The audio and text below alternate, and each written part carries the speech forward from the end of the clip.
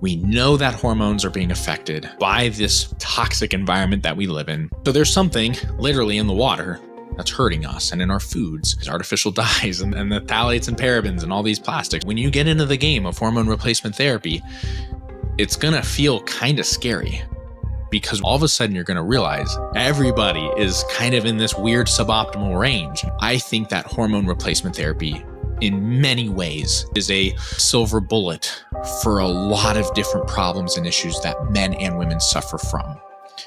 And we can see that in the literature. Hey guys, welcome back to the Nico Misleh Podcast via HRT University. I don't know which way we'll go. Maybe it's HRT University via Nico Misleh, but I just want you to know this is the umbrella, okay? So I'm really happy to have you listening. I've had so many new listeners join, and it's been really encouraging. I hope you're liking the video aspect. If you're watching it, thank you so much. And if you're just listening, that's great too. For those of you who are just listening, by the way, I've got my delicious San Pellegrino Chow. It's the lime flavored one. If you guys don't know, I'm obsessed with sparkling water. I'm not sponsored by San Pellegrino. I really wish I was. So San Pel, if you're listening, please consider. It's so delicious. Anyways, today's topic. What do I want to go over today? I want to rant a little bit. So just hear me out about functional medicine. And I'm only ranting because I grew up in functional medicine. That was really where I cut my chops, so to speak. And there's just so much. I'm just going to be kind of frank. There's a lot of crap going on there these days. And I want to help those of you who have maybe considered getting into functional medicine, or maybe you are in functional medicine.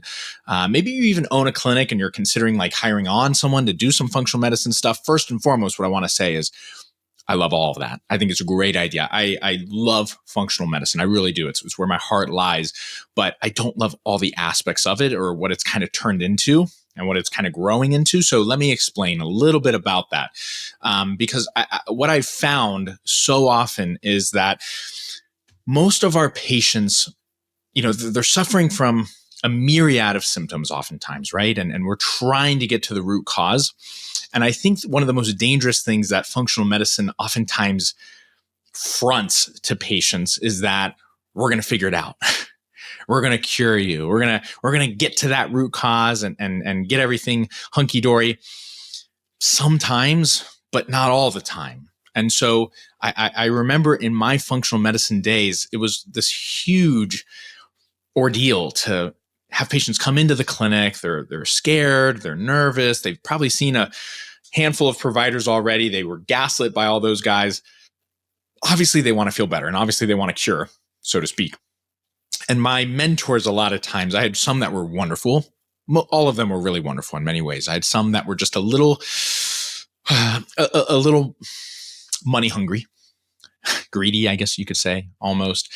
And they would sell people on things that just, it was almost unethical in a lot of ways, right? They would make these big promises. And if the patients didn't get better, it was always their fault.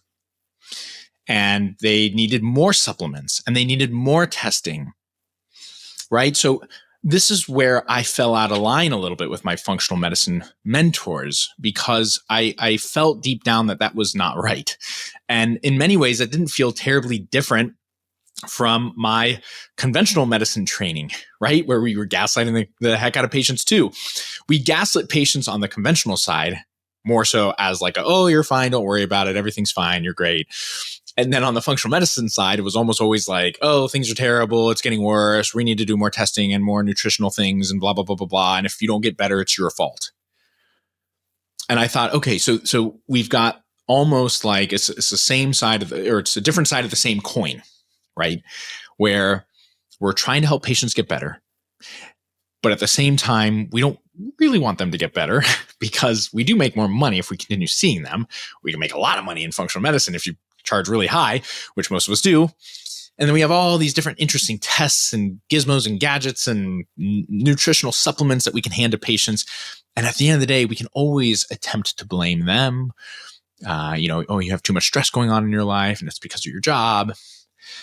And so what frustrated me was in my own functional medicine practice, before I got into hormone replacement therapy more exclusively, let's say, I would have these poor patients coming to me from other functional medicine providers with, I always joke, I would call them well, not really a joke. I would call them laundry baskets full of supplements and sometimes even medications from these other functional providers. And they would say, well, I take, these 5, 8 times a day, and then I take these 4 twice a day, and then this one's only on Mondays and Tuesdays.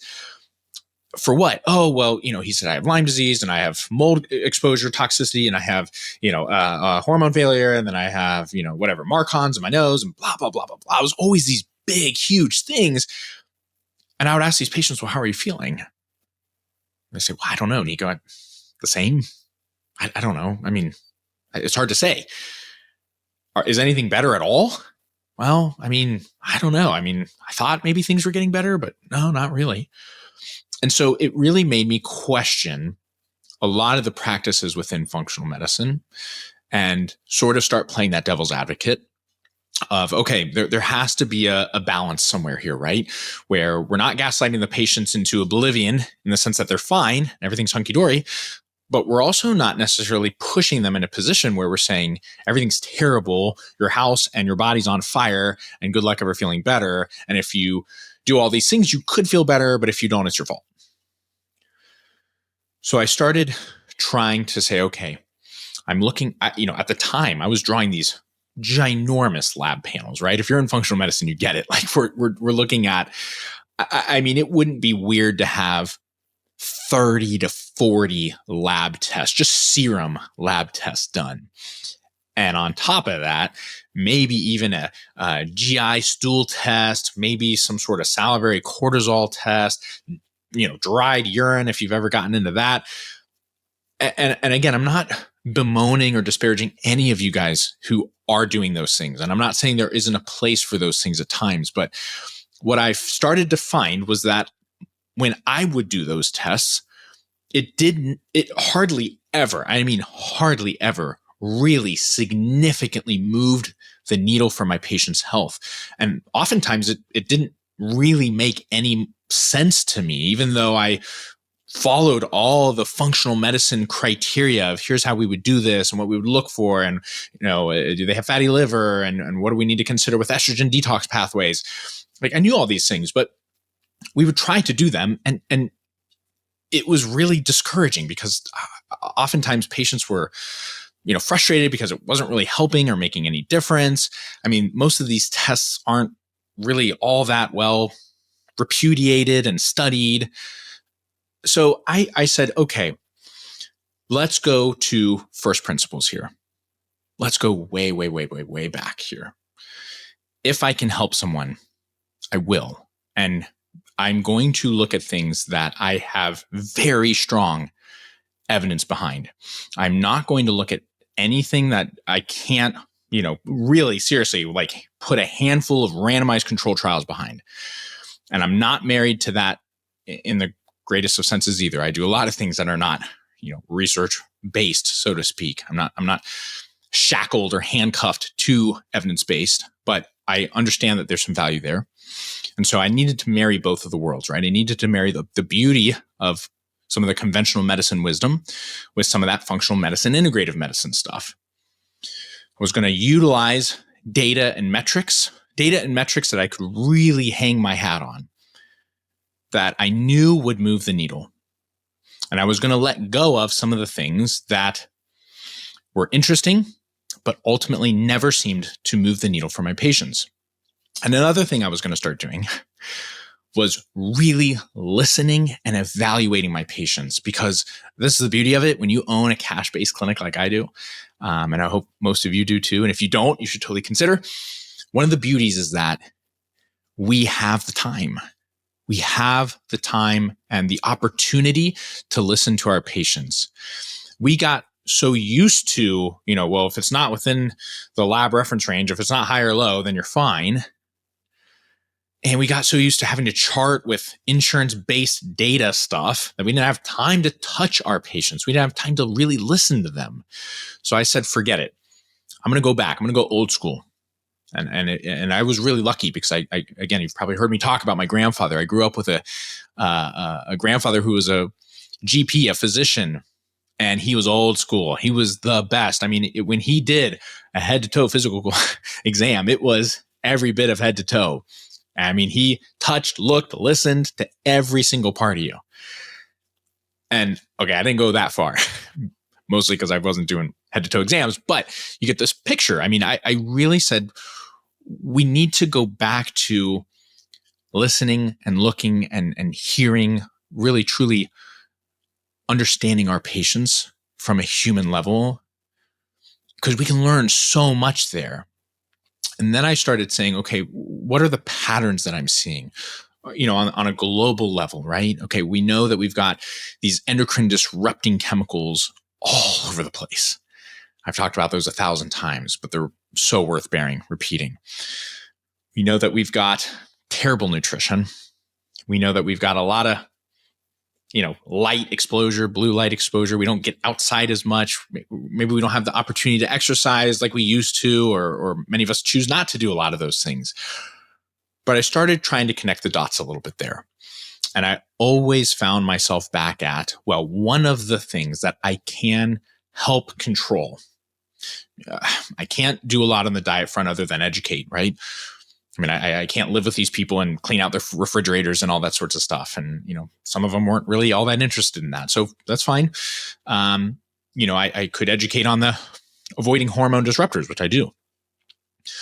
But what I did know was that, we have all these chemical exposures to endocrine disruptors, and we've been exposed to them since we were in utero. I mean, practically speaking, if you were born like 1950, 1960 and beyond, like you probably had a lot of exposure over time, and it's just only gotten worse to these endocrine disrupting hormones.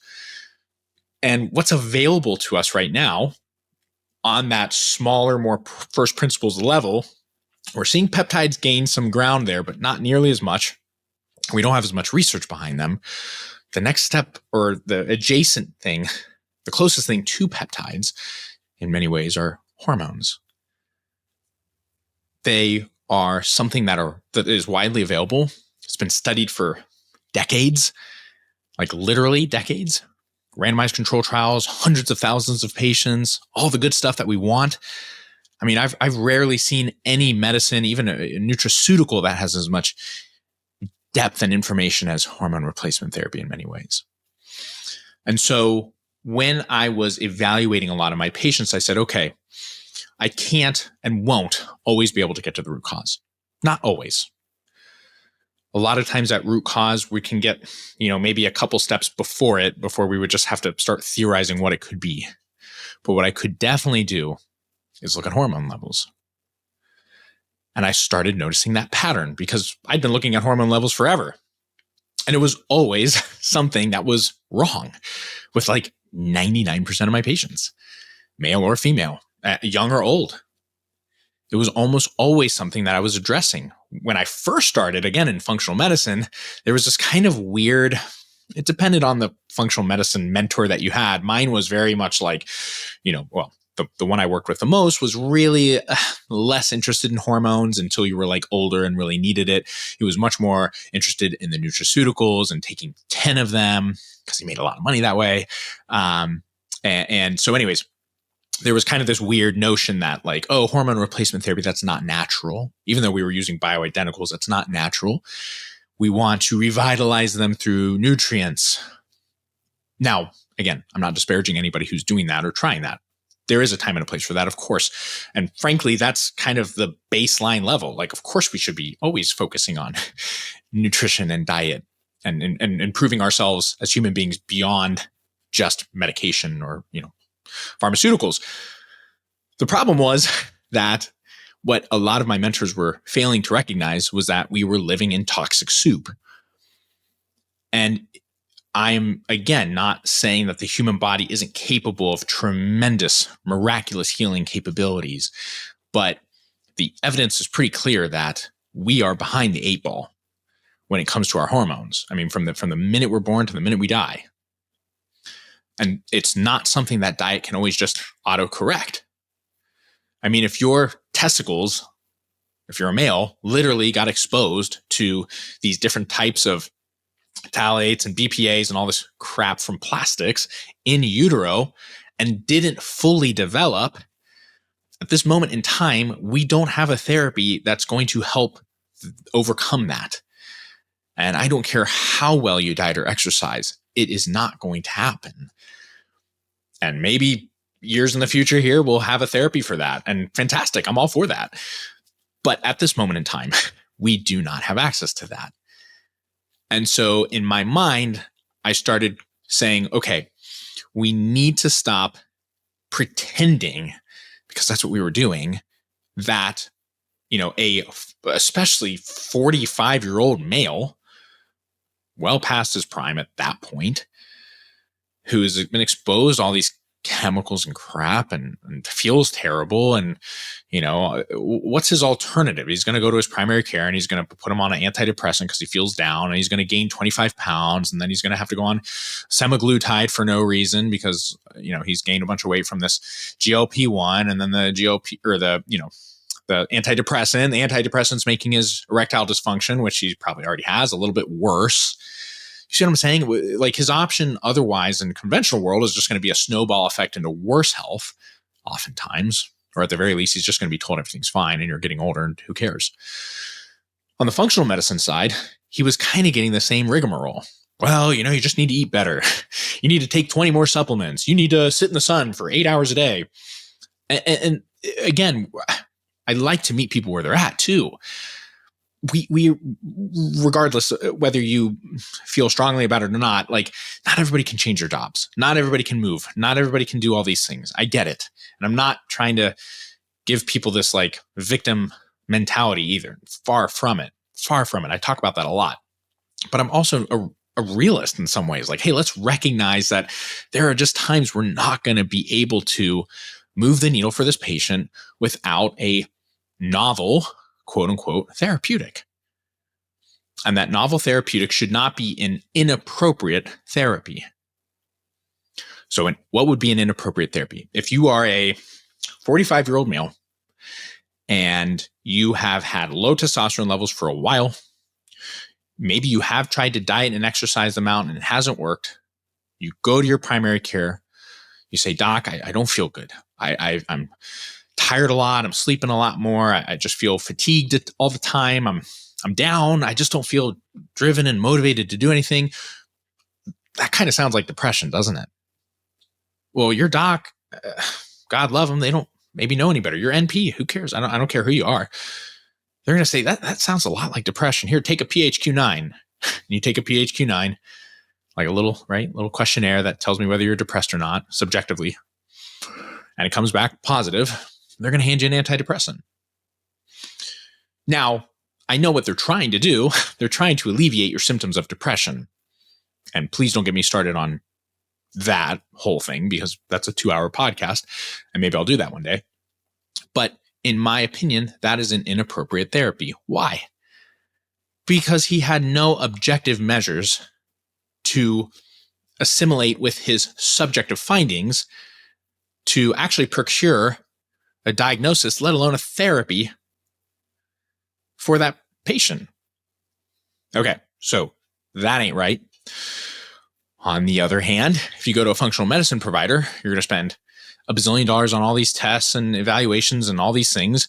And they're going to say, well, you're B vitamin deficient and this and that and the other, and your zinc, and you're going to need to take all 50 of these supplements. And then we're going to put you on a testosterone boosting supplement pack called this, this, and this. And 3 months later, how do you feel? Not that much better. Well, have you been dieting and exercising? Well, I mean, I'm trying to, but I'm still feeling kind of down and tired and stuff. Well, there's no way I can help you if you're not going to stick to the plan. Do you see where I'm going with this? It's like we can't win on either front. Can we meet in the middle? And that truly was what gave rise to Apollo Health Optimization, which is my clinic. And I thought of it like a science experiment.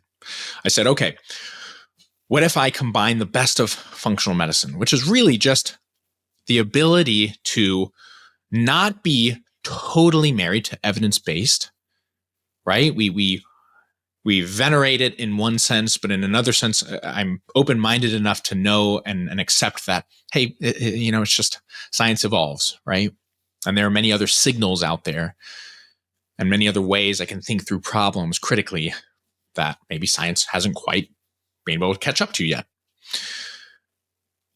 But also include this functional medicine, or the conventional medicine understanding that, there is some value, some serious value in some pharmacological measurements. And I mean, there's a no-brainer when that comes to antibiotics. If you're super, super sick with a bacterial infection, right, we're not going to just oregano oil that away all the time. In fact, oregano oil might be the worst thing you could do for a very specific type of bacterial infection that just requires a very specific type of antibiotic. So it kills just that bacteria, not all of the bacteria.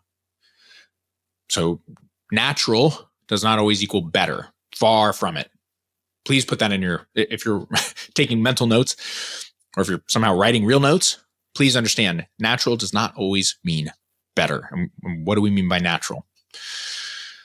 But what we do know is that conventional medicine, technically speaking, gave rise to hormones. And particularly, I'm talking about bioidentical hormones. Now, they're synthetic in the sense that they're made in labs, right? That we take a sweet potato, a wild yam, technically speaking, and we take a cholesterol molecule from that wild yam and we twist it around in a laboratory and we create testosterone and progesterone and different things like that. So natural in one sense, synthetic in another. But what we're really getting to is that the geometry, the structure and function of that hormone is bioidentical to the hormones that we produce. And I think that's just so fascinating. I think that stuff's just mind-blowing. I'm coming up with all these ideas like, God, I would talk about that for an hour too, maybe someday. But I want to get back to the point. I found that I think one of the most functional things that we can do as providers, whether you're truly like deep in functional medicine trained, Institute of Functional Medicine, or one of those, huge conglomerate types of internal certification things, bodies, or whether you're just sitting on the conventional medicine side and you're just kind of sick of what you're doing. You're frustrated. You're like, God, I feel like I can't help anybody. I think that hormone replacement therapy in many ways is an answer, it's dang near a silver bullet for a lot of different problems and issues that men and women suffer from. And we can see that in the literature from this huge, even epidemiological and observational data, all the way down to the randomized control trials. We know that hormones are being affected by this, again, toxic environment that we live in. And we don't have to, feel afraid that feels hokey or goofy or anything, because it's super real. I mean, even the freaking current presidential administration, whether you love them or hate them, RFK's in there talking about this stuff to the American public and to the world. And so there's something literally in the water that's hurting us and in our foods.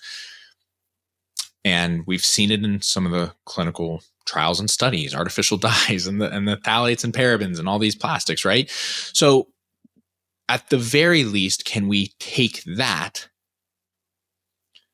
known fact, and can we just assume at this point that most of us are all being affected by this? And if I look for objective data points on those specific things, hormones, do I find problems there? And I'm telling you, when you get into the game of hormone replacement therapy, it's going to feel kind of scary, because when you're looking at hormone levels, all of a sudden you're going to realize ain't nobody quote unquote normal. Okay. Everybody is kind of in this weird suboptimal range. In fact, the younger my patients are, the worse their hormones are. And I know a lot of you have seen that. If you haven't started checking hormones levels yet, it's kind of terrifying in a weird way. It'll kind of wreck your brain for a second. But that's how bad it is, guys. But to give hope, what I want to tell you is we have really good appropriate therapies for this. And I'm not talking for, there is a percentage of people who have absolutely fine hormone levels. There is. I see them occasionally. There are people who really, seriously, just a little bit of diet, exercise, lifestyle, they can absolutely get out of this hole. But I want you to understand that's a minority of people right now. Hopefully we see that change in the future, but right now that is a minority. The majority of your patients are really suffering, and they're suffering from an early age, guys. I mean, this endocrine disrupting stuff is starting in utero, like before you're born, it is starting. And we start seeing it develop throughout that patient's lifetime. By the time they come to see you in your clinic, right, they've been dealing with this for 30 or 40 years. And it's a shame. It's a damn shame. But again, to give hope, we have hormone replacement therapy, bioidentical hormone replacement therapy. And you would just be floored if you're not familiar with the data and the research behind it.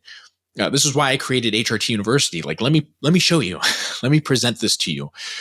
Top to bottom, left to right. Let me make it so clear as to why we're doing this for patients. I've never, ever, ever seen any other course come even close to describing the why behind hormone replacement therapy.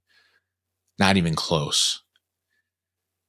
I mean, I understand the whys behind, well, it supports, preventing osteoporosis and prevents cardiovascular disease, which, by the way, is awesome. I talk about that too. But the deeper why are we seeing so many people suffer all of a sudden from this? Am I supposed to give it to young patients? I thought this was only for, like late middle age and older patients. Can I do that? Is that legal?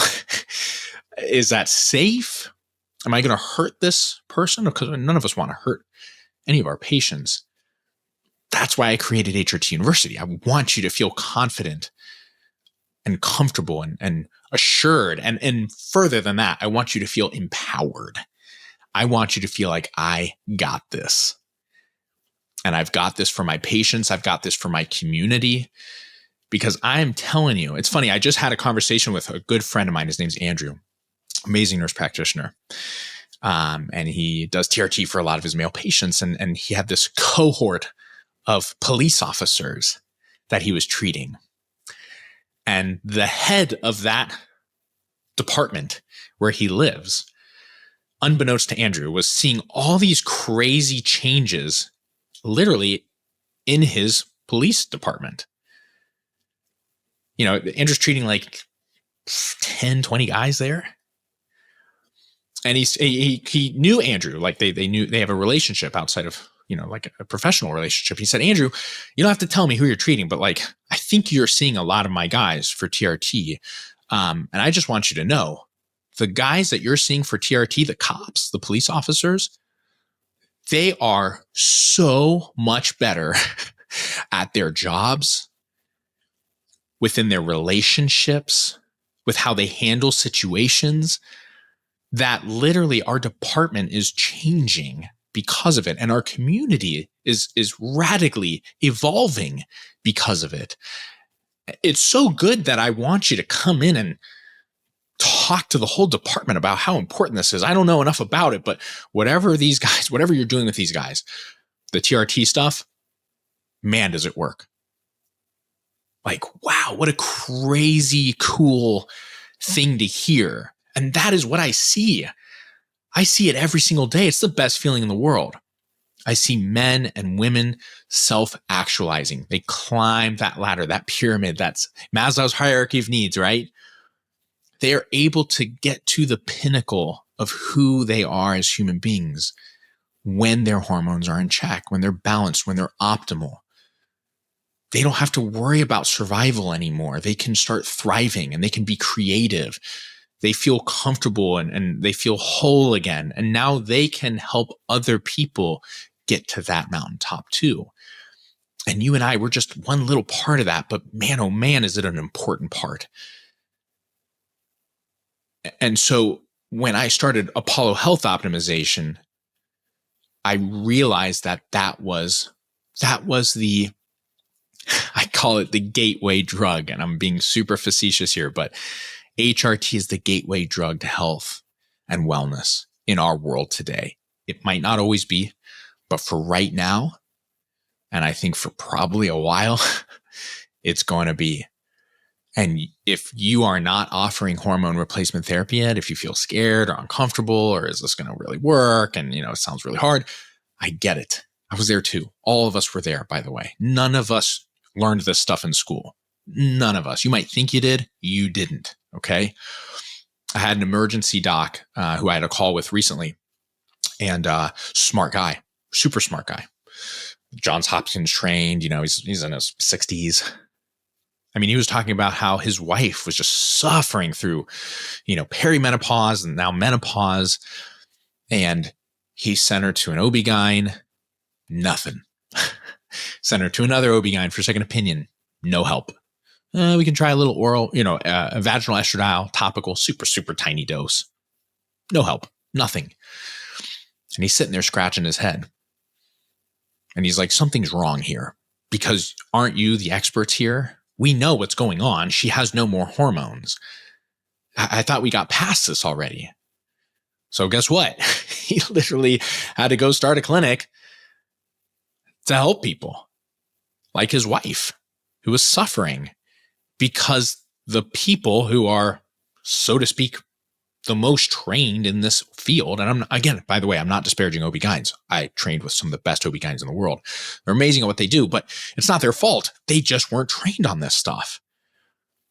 And he wasn't either. He was an ED doc. I mean, he knew hormones, right? I mean, took an endocrinology course through school and obviously learned the estrogen pathways and stuff, but it's not like he, even endocrinology, for God's sakes, they're so behind on some of these things. They don't have the time. They're, again, handcuffed by insurance and big medicine and all that stuff. So you and I, we are literally the people to create radical change, even on our local community level. That's all we need, right? You don't need to own 50 practices. You don't need to have 100 employees. You don't need to make $40 million a year. If you want to do all those things, please knock yourself out. You need a few hundred patients, not even a couple hundred, and you will live the best freaking life you could imagine. And your patients will happily pay you and applaud you in green dollar bucks, as my daughters would say. It's a Bluey thing, if you haven't watched Bluey. So that was a big rant, but at the end of the day, what I want you to please consider is, if you're in that functional medicine space and you just feel like your head is spinning, you feel like you're burnt the heck out, ordering all these labs, trialing all these supplements, asking people to diet, and they just can't seem to make things happen, and only a super small percentage of your patients are getting better, please lean more into hormone replacement therapy. Go all the way in if you feel up to it. I have another nurse practitioner. She's part of the HRT community, and she dived in, and you can talk to her. She couldn't be happier. Jen, I'm calling you out if you're listening. She's doing great. She's doing awesome. By the way, you could still do functional medicine stuff. There's a need for that. I love my functional medicine peeps. We get along, okay? But I'm just saying, you don't have to feel ashamed to lean into HRT. You're not ruining your functional medicine training or practice. I don't care what your peers think. You are doing a great service, unbelievable service to your patients. For those of you who aren't in functional medicine, if you're in conventional medicine, if you're in aesthetics, guys, what are you waiting for? What an opportunity. The best time ever to get into hormone replacement therapy. The best. And I want you to go deep on this stuff, okay? I have so many aesthetics clinics. They are so sick, guys. They're so sick of the BioT and Avexia stuff. And again, I'm not disparaging any of you who do pellets. I'm not. I'm seriously not. I think any amount of hormone is better than none, okay? But they just want more. We need to know more. We're providers, man. We are the people that are supposed to know and help others when it comes to medicine. Avexia and BioT, you'll learn this much. You're just wheeling and dealing pellets. Okay, I want you to know this much. If you can't see me, I'm throwing my hands up real big. I want you to know a lot. I want you to know the deeper meanings so that you have a conviction that's just unshakable. It's not just for money. It's so that you can help people and make a great living. Okay, that's the important part. Be of great service and value to others. You will organically make a shitload of money that way. I don't care what people say. So whatever side of the medical or wellness industry you're in, now's your time. It's your chance. The opportunity is amazing. It's only going to get better. And you don't want to be left behind. Seriously, I mean this. Like this ain't GLP-1s. Like there's always going to be new weight loss medications. Okay. There's always going to be new aesthetic stuff coming out. Hormones are a constant, right? We're always going to need hormones. Every single person needs it. And every single person really should want it. If I can decrease your all-cause mortality by like 40%, wouldn't you do it? I think most people would. Not everybody needs weight loss or wants that. Not everybody wants Botox. Everybody needs, and I hope should want, because we're going to educate them on hormones so they can live a better life. They can live the life of their dreams. So if you find this interesting, I want you to do something for me. Number one, if you are not on my daily email, Nico's Daily, click the link below the podcast, okay? Or the YouTube video, wherever you're watching this on, to go to my email. I send out a daily email Monday through Friday. Me, I write every single word with copious amounts of punctuation and misspellings. And I'm tired. And it's like 5 a.m. when I'm writing these things. So it's me. It ain't ChatGPT. I write them. I write them for you. No BS ever. No crap in there. It's just pure old-fashioned education because I want you to be awesome. And it's almost always on HRT. Sometimes I talk a little business too, which is kind of fun. And I share pictures of my daughters and sometimes Sam Pell or whatever. I also want you to check out my Facebook group. I have a free Facebook group. 2 free things, okay? I got a daily email called Nico's Daily. And I got a Facebook group. It's called Nico's HRT University. Super easy to find. Just type in my name, NICO. Nico's HRT University. Also linked down below. Hop in. It's a great group. It's a great place to kind of get connected, and you'll hear some testimonials from people about the course. If you're like, Nico, dude, I'm ready. Like, I need to learn about this HRT stuff. Freaking jump in. The water is warm. HRTuniversity.com is where you want to go. Linked below also. Check out the master course. By the way, if I send an email, you can respond back to that email. You're welcome to ask me questions. Okay. I don't bite. I love talking to people. You guys are my favorite. Ask people in the group, hey, did you take Nico's course? What do you think about it? They'll tell you. It's awesome. It's a full comprehensive course that helps you go from feeling maybe a little bit scared or insecure or like, is this really going to work? And am I going to be able to master this, to fully confident, empowered, ready to freaking rock and roll, make some great money out of your clinic and help all of the people. Okay. So I hope you guys love this episode. Thank you for listening to me rant, and I will see you on the next one.